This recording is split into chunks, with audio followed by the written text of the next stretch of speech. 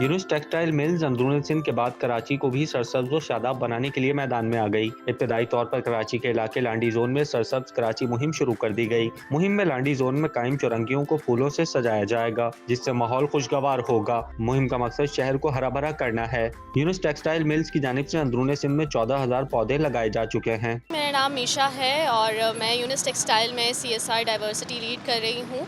आज हम सब यहाँ जमा हैं कि हमारी ये जो YBG चौरंगी है उसको हमने जो है वो टैग किया है हरा भरा पाकिस्तान के इनिशिएटिव पे। हरा भरा पाकिस्तान एक मूवमेंट है जिसमें हमने सिम्बलाइज़ किया है कि पौधे लगाना, अपने इन्वायरमेंट्स को सिक्योर करना, ये सिर्फ गवर्नमेंट की ज़िम्मेदारी नहीं है, ये एक इंडिविजुअल की, इंडस्ट्रियल पर्सनस की और हम सब शहरियों की भी ज़िम्मेदारी है कि हम अपने शहर को खूबसूरत से खूबसूरत बनाएं।